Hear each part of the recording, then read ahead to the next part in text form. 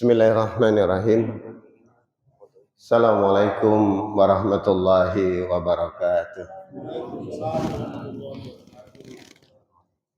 Alhamdulillahilladzi arsala rasulahu bil huda wa dinil haqq liyuzhirahu ala dini kullihi wa kafa billahi syahida.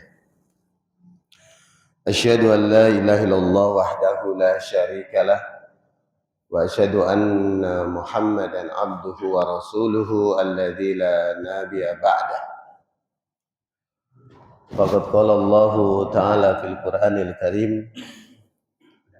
A'udzu billahi minasy syaithanir rajim. Syahrul Ramadhan alladzi unzila fihil Qur'an hudan linnas wa bayyinatin minal huda wal furqan. Al-ayah. Wa qala Rasulullah sallallahu alaihi wasallam man shoma ramadhana imanan wa ihtisaban ghufira lahu ma taqaddama min dhanbi. Hadirin dan hadirah, karena ada anak perempuan Pak ya, karena di belakang tidak ada. Hadirin dan hadirah Bapak Ibu yang dirahmati Allah. Apa kabar pagi hari ini Bapak Ibu? Kayaknya agak lemesan ya. Mohon maaf nih Pak, saya terlambat. Pertama, saya bersyukur kepada Allah Subhanahu wa taala, alhamdulillah pagi hari ini dengan izin Allah saya diberikan kemampuan untuk bisa tiba di tempat ini dengan selamat. Amin. Dan mudah-mudahan Bapak Ibu, wabil khusus Bapak-bapak semua yang hadir juga dalam keadaan sehat walafiat. Karena biasanya walaupun kelihatannya sehat Pak, biasanya dalamannya udah mulai rapuh Pak ya. Maklum, kita ini udah generasi di atas 50 semua Pak ya. Bapak-bapak yang dirahmati Allah, puji syukur kehadirat Allah SWT yang telah memampukan kita bisa hadir di tempat ini, dan mudah-mudahan ini menjadi wasilah kebaikan untuk kita semua. Salawat dan salam senantiasa Allah curahkan untuk Nabi kita Muhammad Rasulullah Sallallahu Alaihi Wasallam. Bapak Ibu dirahmati Allah, pagi hari ini melanjutkan pembahasan terkait masalah hadis ya. Saya belum mengambil satu kitab khusus sebagaimana dulu pernah kita bikin kajian di sini. Saya mengambil kitab Minhajus Shalihin ya.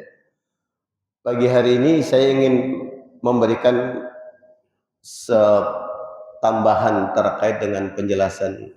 Kalau di bulan Januari yang lalu saya sampaikan tentang hadis tentang bid'ah ya. Hadis yang sering kali disalah tafsirkan. Hadis yang sering kali justru menjadi pemicu adanya ikhtilaf bainal ummah. Kenapa? Karena memang harus dipahami Pak Ibu, sumber perselisihan kita ini adalah ketidakseragaman kita memahami hadis. Dan ilmu hadis ini memang cukup luas Pak. Karena kalau kita lihat pada rujukan kitab-kitabnya saja, nggak cukup cuma Sahih Bukhari Pak. Bahkan mohon maaf sekali, banyak kita yang mindset kita salah paham ketika memahami madzhabul arba'ah misalkan. Dianggap mereka cuma ahli fikih Pak. Di antara madzhabul arba'ah, karena biasanya orang sekarang memunculkan mazhab kelima, mazhab Ja'fariyah sebagai pintu masuk untuk mencoba mengkondisikan, mempersatukan antara Syiah dan Sunni gitu. Karena ini babnya sebenarnya udah bab akidah Pak ya.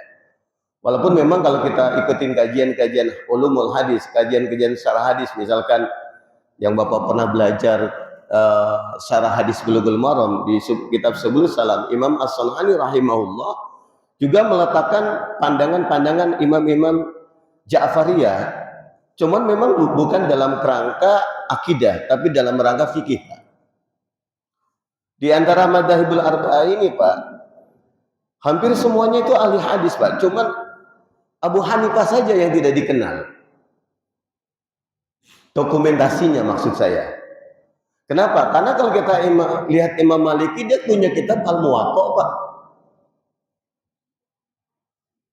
Imam Syafi'i punya kitab Musnad As-Syafi'i. Kemudian Imam Ahmad bin Hambal punya Musnad Imam Ahmad bin Hambal.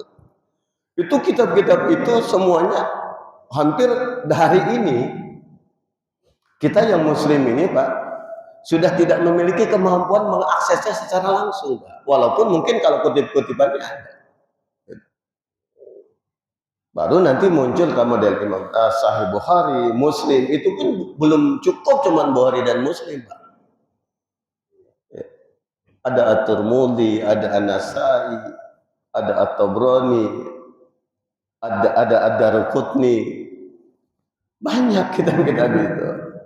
Nah, kembali ke pokok masalah. Jadi ketidakseragaman kita memahami hadis ini adalah sumber ikhtilaf. Dan salah satu ikhtilaf yang justru menjadi hujjah, menjadi dalil pembenar adalah alaikum bisunnati. Cukup sampai situ Pak ya. Tidak wasunnatil khulafa'ir rasyidin al-mahdiyyin. Itunya diputus Pak. Ini fakta di masyarakat kita, termasuk nanti di dalam memahami permasalahan-permasalahan yang terkait dengan umat secara umum. Itu. Nah, dalam bab salat boleh Anda beda pandangan terkait dengan hadwa mankibaihi ketika takbir, Pak. Karena ada beberapa rujukan, ada hadis yang mengangkat sebatas ini, ada yang sana sini, Pak. Tapi memang tidak ditemukan fakta satu hadis pun yang menyebutkan takbir itu begini, Pak. Nggak ada memang. Walaupun faktanya kan di masyarakat banyak takbir begini. Kan begitu. Kedua, masalah meletakkan tangan di atas dada ini juga menjadi ikhtilaf. Nah, sebenarnya selama itu masih ada referensi dan rujukannya, kita tidak boleh menyatakan bahwa itu bid'ah, Pak. Karena bid'ah itu biduni dalil. Kharijud dalil gitu loh Pak. Tapi kan hadisnya lemah Ustaz. Oke, di lemah pun juga ada pandangan-pandangan yang berbeda. Jadi ini ilmu yang sangat luas Pak ya. Dan tentu keleluasan ini tidak dimiliki oleh saya. Saya hanya memiliki beberapa hal saja. Dan ini yang saya sharingkan dengan Bapak-Bapak semua di tempat ini. Bapak Ibu yang dirahmati Allah, pagi hari ini saya akan menyampaikan satu hadis dari Sahih Ibnu Hibban. Kalau di kitab Sahih Ibnu Hibban itu halaman 620-an, Pak. Ya. Sebuah riwayat yang cukup mengagetkan sebenarnya. Kenapa? Kagetnya sebenarnya bukan buat saya, Pak, tapi buat kita. Tapi yang lebih penting Rasulullah sendiri kaget, Pak. Jadi dua orang tabi'in, Ubaid bin Umair rahimahumullah sama Atha bin Abi Rabah. Atha bin Abi Rabah ini salah satu tabi'in yang menjadi beberapa referensi rujukan keilmuan karena dia dekat dengan Aisyah radhiyallahu anha, ummahatul mukminin Pak Ibu. Jadi Atha bin Abi Rabah dan Ubaid bin Umair itu pernah menemui ummahatul mukminin Aisyah, Pak. Radhiyallahu anha. Lalu dia bertanya, wahai ya ummah, manggilnya ummah, wahai, karena ummah itu kan panggilan kepada seorang ibu yang tidak dinisbatkan pada diri saya. Karena kita suka salah manggil Pak ya, manggil istri ummi, ngaco Pak. Ummi itu ibuku. Kalau menurut surat Mujadalah itu masuk ayat apa tuh Pak? Panggil istri ummi itu masuk apa Pak Ibu? Halo? Apa Pak? Hati-hati loh Pak, itu bisa masuk ayat dihar. Dihar itu berarti Bapak haram menggauli istri loh Pak. Umi itu ibuku lah, ente anak dia. Anak dia haram dong ente gauli dia. Itu betul nggak Pak? Halo? Nah, kalau jangan panggil umi, umuh atau ummah, gitu loh Pak. Ibunya anak-anak maksudnya, bukan ibu saya mah. Kan begitu Pak. Nah, jadi Ubaid bin Umair sama Atha bin Malik mengatakan, "Ya ummu, wahai ibunya." Itu panggilan sayang, Pak ya. Jadi boleh Bapak Ibu, Bapak punya istri jangan manggil Umi, Pak ya. Panggil Umi tuh Umi, jangan. Nah, panggil ibumu Ummu. Wah, gitu kan, Ummuk kalau bahasa Arabnya. Jadi jangan sok ke Arab-Araban tapi nggak paham gitu loh maksud saya, Pak. Karena Islam itu tidak identik dengan Arab loh, Pak ya. Jangan salah. Ya. Karena di orang Arab pun banyak yang jahiliyah ya, Pak. Orang nggak paham lagu siapa tuh lo, ada Nisa Sabian menyanyikan lagunya Nancy Ajram, Pak. Nancy Ajram itu penyanyi dari Lebanon, orang Kristen, Pak. Dianggapnya salawat. Coba bisa bayangkan, Pak. Ya astagfirullahaladzim. Makanya kenapa belajar Arab itu, bahasa Arab itu sebagian dari umuruddin, urusan agama, supaya jangan salah menempatkan, maksudnya begitu, Pak. Makanya kan sahabat Ali bin Abi Thalib radhiyallahu anhu dalam sebuah asar menyebutkan ahibul Arab li ajli salah. Cintailah bahasa Arab karena 3 hal, Pak. Pertama, kalamullah, bahasa Arab adalah bahasa yang dipilih oleh Allah menjadi perkataannya. Kedua, bahasa Arab adalah bahasa ahlul jannah, ahli surga. Jadi yang bapak-bapak yang jadi ahli surga harus belajar bahasa Arab, Pak. Tapi bahasa Arab kalamullahnya, Pak ya. Jangan bahasa Arab Nancy Ajram, jangan. Kemudian yang ketiga, karena Rasulullah Shallallahu Alaihi Wasallam orang Arab, karena Rasul, Pak. Jadi lillahi, lirrasul, walil jannah. 3 alasan utama belajar bahasa Arab, Pak. Maka tidak ada excuse sebenarnya, Pak. Tidak ada kalau bahasa Arabnya ma'zirah, bahasa Inggrisnya excuse. Excuse itu cari-cari alasan. Aneh mau udah tua. Enggak. Ente sebagai orang muslim wajib paham bahasa Arab, Al-Quran, surat Al-Fatihah. Itu wajib fardu ain, Pak. Karena la sholat liman lam yaqra bi fatihatil kitab. Tidak sah sholat orang yang tidak membaca Al-Fatihah. Gitu loh, Pak. Nah, saya lanjutkan, Pak ya. Jadi ya ummah, tanya, tolong ceritakan kepada saya peristiwa yang menjadikan ketika engkau melihat Rasulullah itu sesuatu yang berbeda. Kalau dalam bahasa Arabnya rotuna. Rotuna itu peristiwa yang membuat apa ya? Jadi ada memori yang kok Rasulullah beda banget, Pak. Lalu pertanyaannya peristiwanya apa? Lalu diceritakan. Setelah ditanya begitu dia diam lama, Pak ya.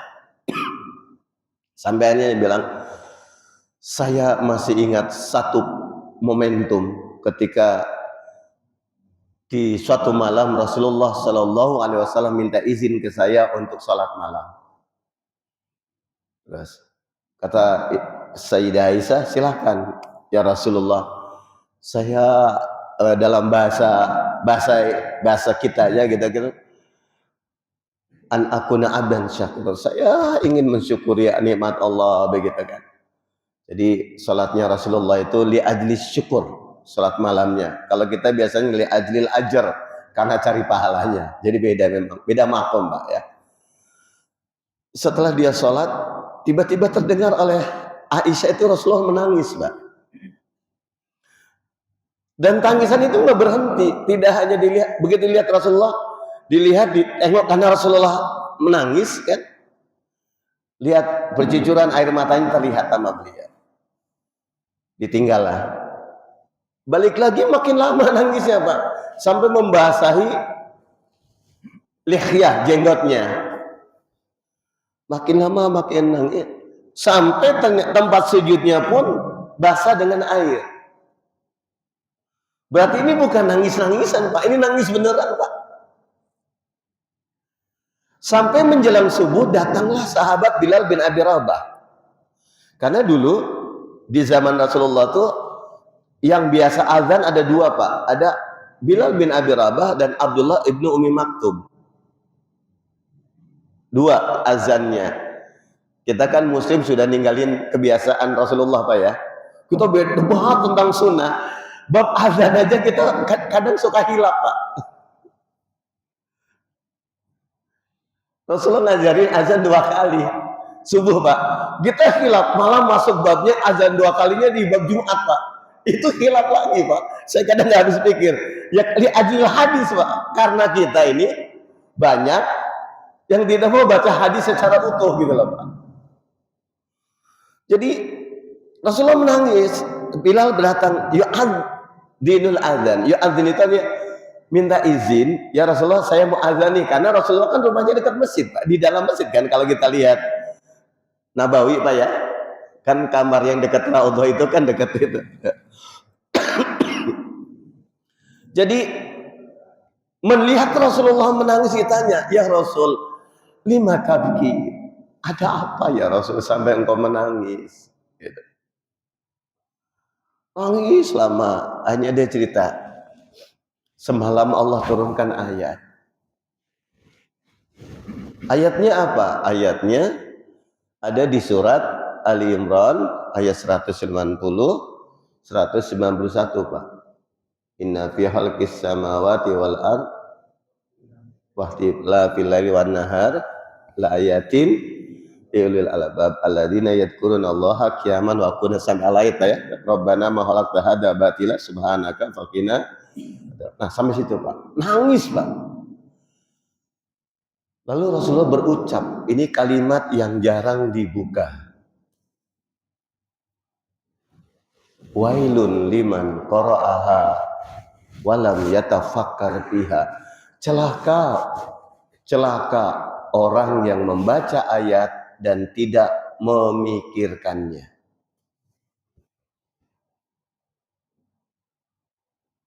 Jadi baca Quran itu Pak adalah pintu keberkahan. Tapi kalau membaca doang itu bisa menghantarkan kepada kecelakaan.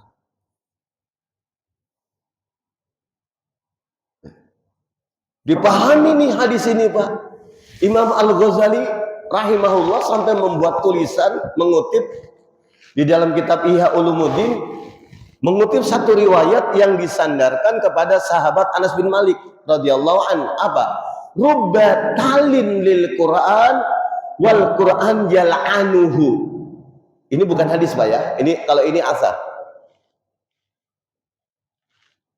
Betapa banyak orang baca Quran tapi Quran melaknatnya. Demi Allah Pak, kalau saya baca hadis ini sesendiri nggak apa, suka merenung ya Allah. Demi Allah Pak, kalau Quran melaknat kita Pak, walaupun Rasulullah tidak mengatakan demikian, cuma Rasul mengatakan wailun liman qara'aha walam yatafakkar fiha.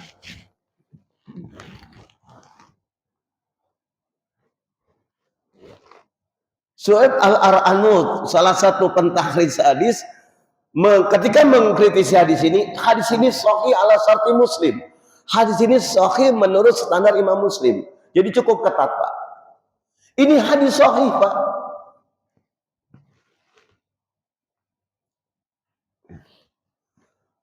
Ini menjadi momentum kita sebenarnya. Kenapa? Karena kita hari ini berada di bulan Ramadan kan Pak. Hadis ini jangan dibaca Pak. Kalau kita baca surat Al-Ghasyiyah kan ada ayatnya. Hal ataka haditsul ghasyiyah wujuhu yawma idzin khasyiyah. Apa lanjutannya Pak? Amilatun nasibah tasla naran hamiyah. Bapak, Ibu, Saudara, bisa dipahamikan arti amilatun nasibah? Bapak-bapak tahu artinya? Pak, mohon maaf, kita ini udah tua semua Pak. Bukan Bapak, saya ngomong saya udah tua Pak. Amilatun nasibah itu artinya beramal tapi sia-sia Pak.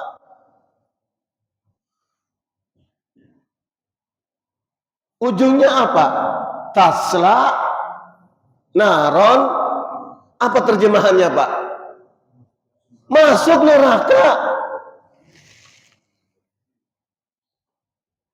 Demi Allah Pak, jangan bayangkan kiamat kayak apa. Jangan bayangkan api hari ini tuh panas Pak.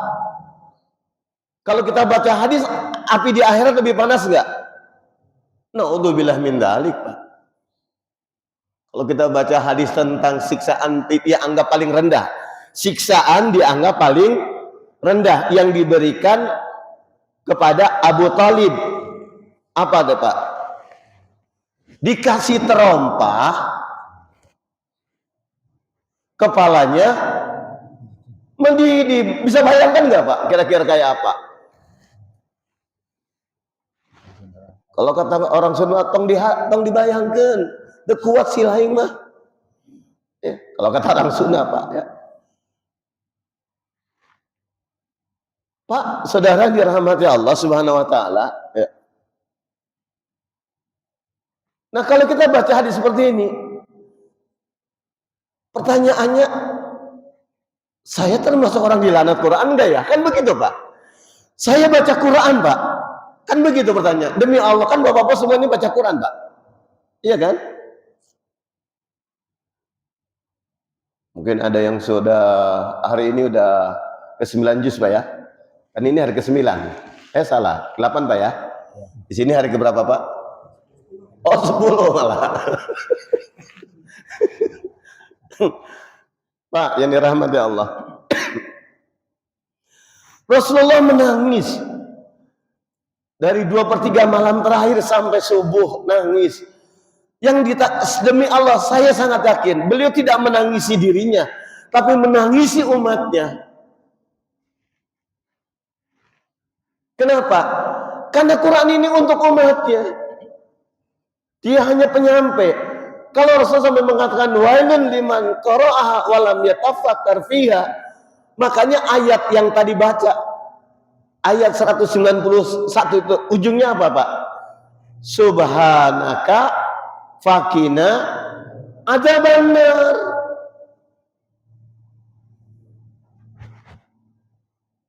Tapi sebelum subhanaka fakina adzabannar ada kalimatnya apa?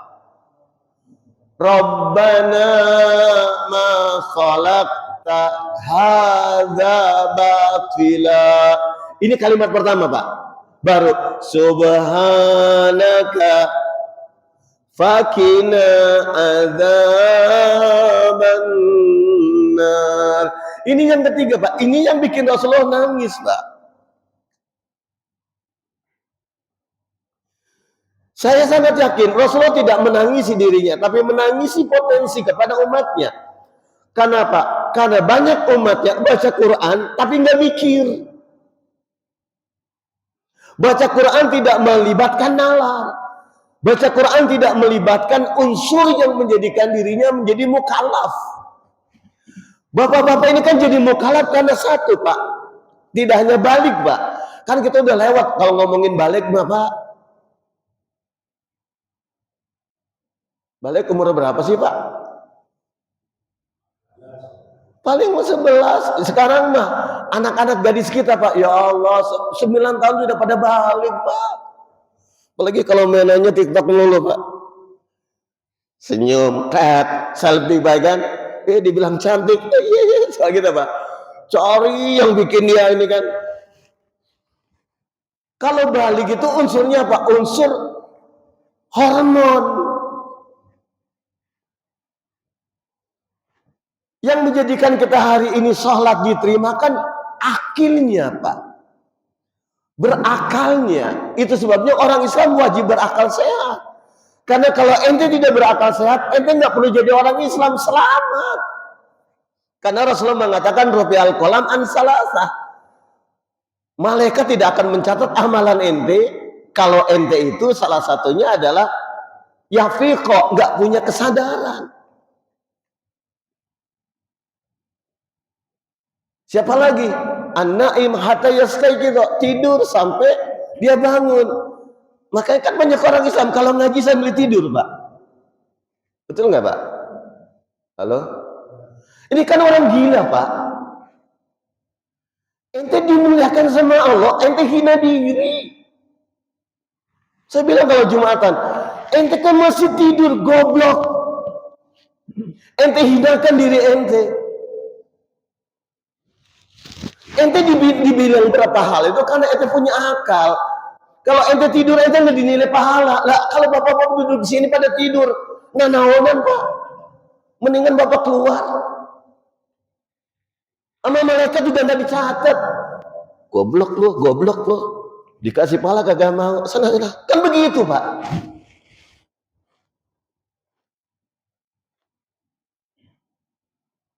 Itu kan kata Rasulullah pak.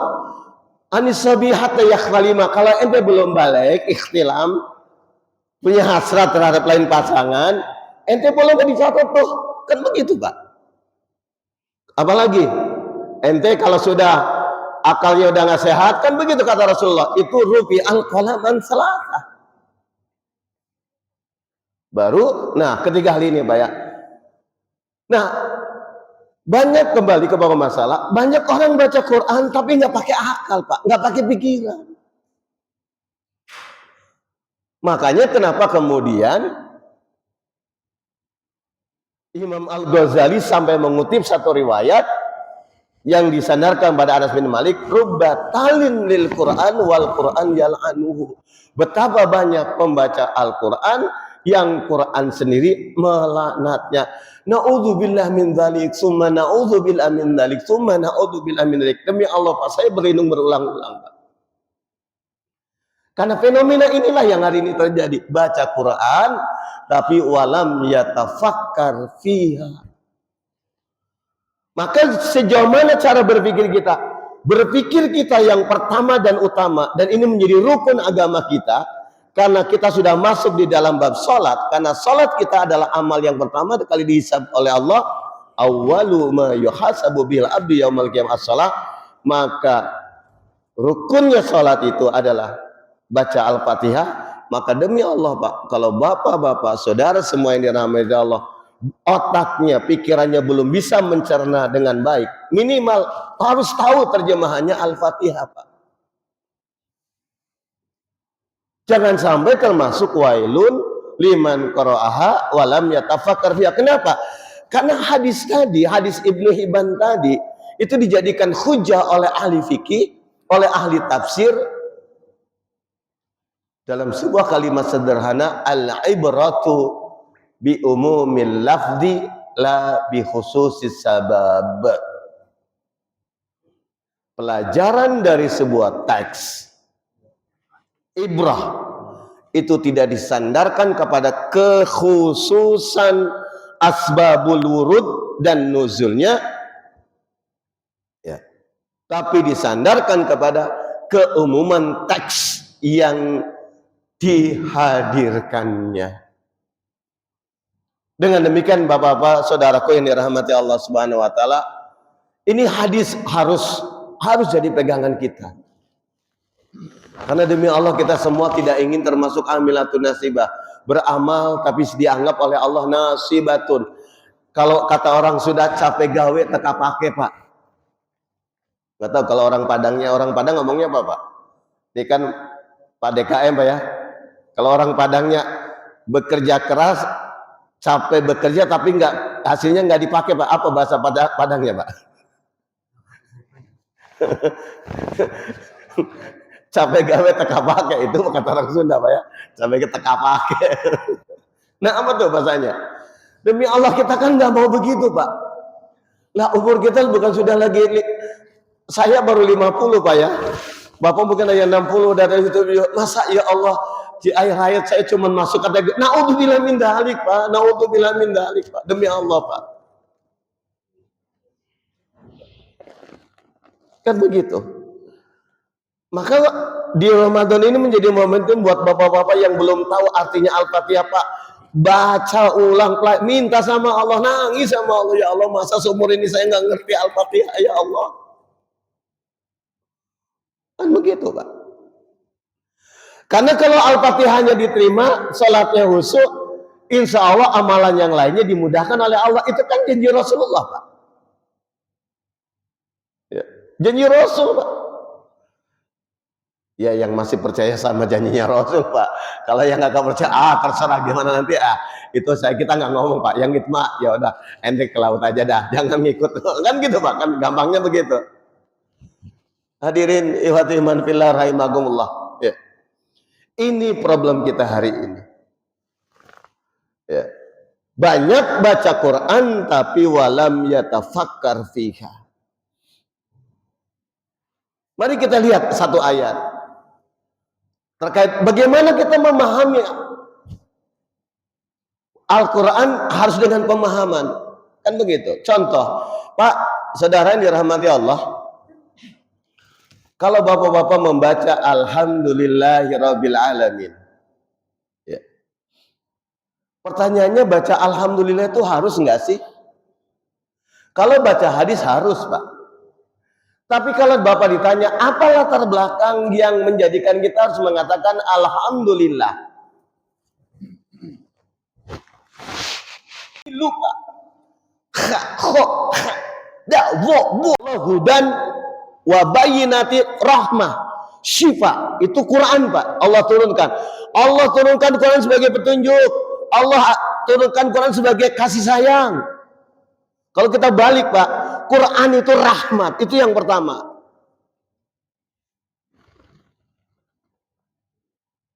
Quran itu adalah kado kasih sayang Allah.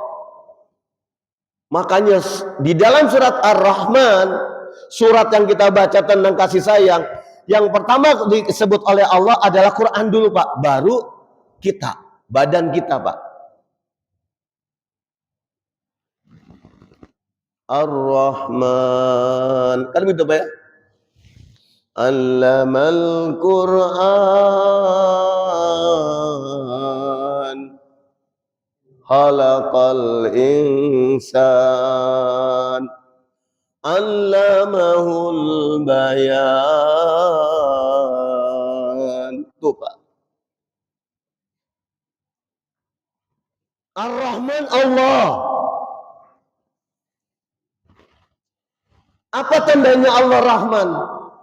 Yang pertama, Allamal Quran.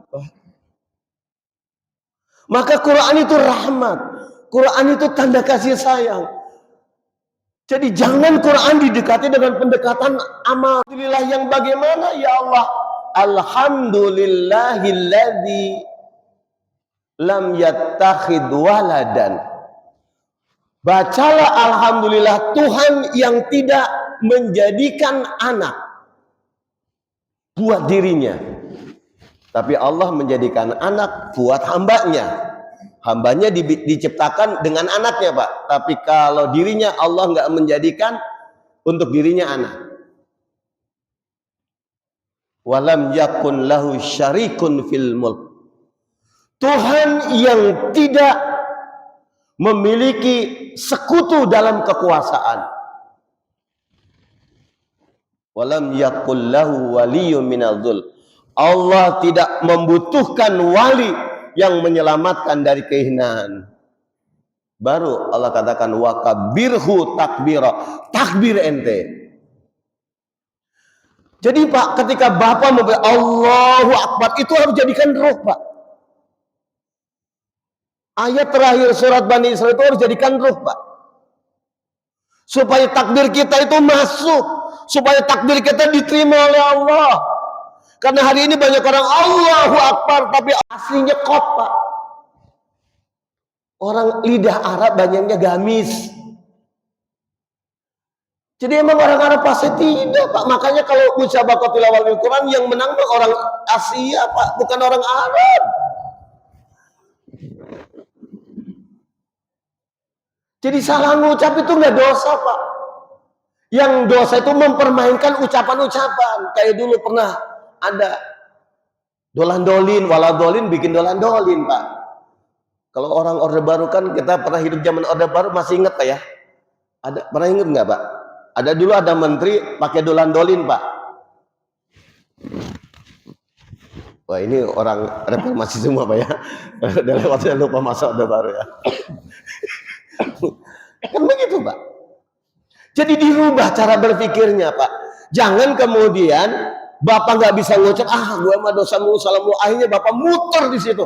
Pak, kalau umur sudah di atas 40, umur di atas 50, Bapak ngelancarin lidah nggak gampang, Pak.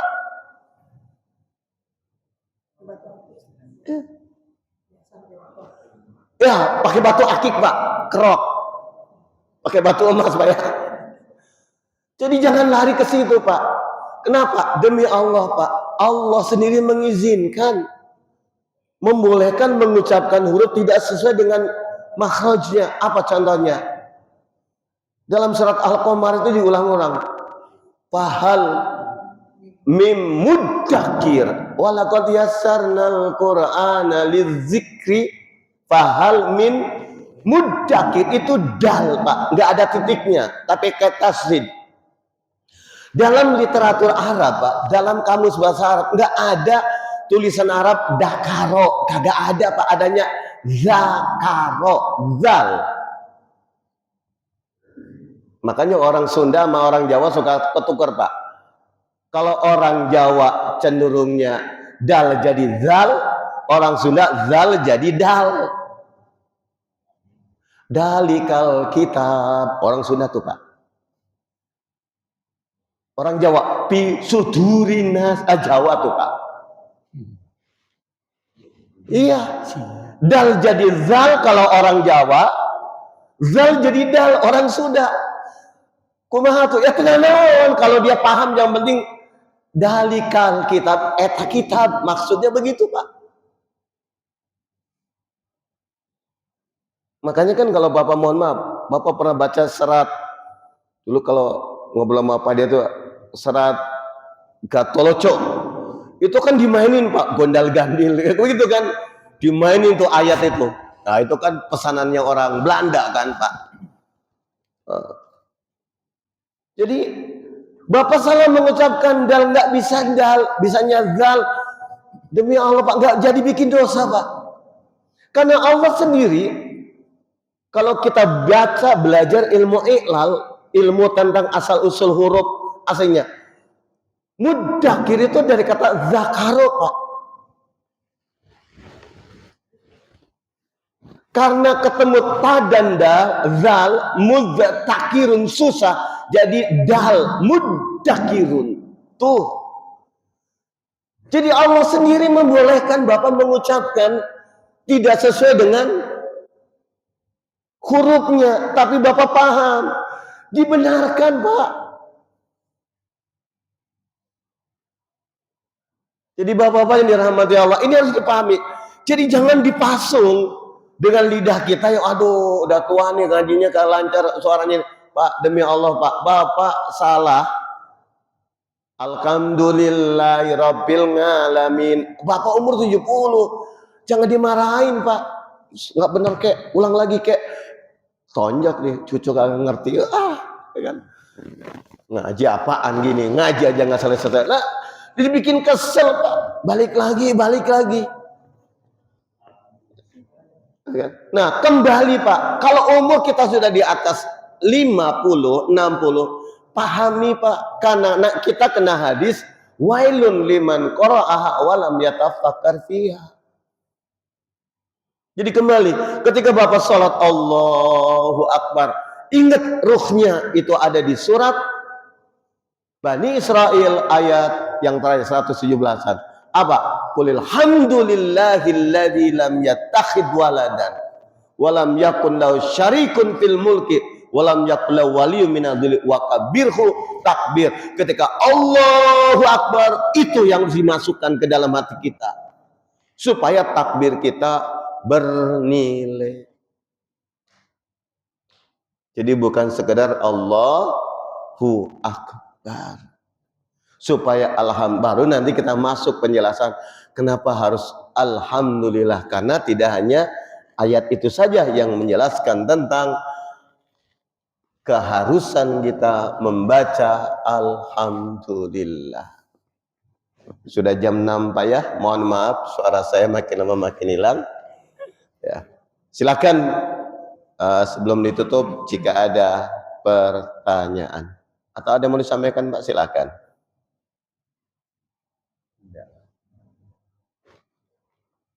Tidak ada Pak ya.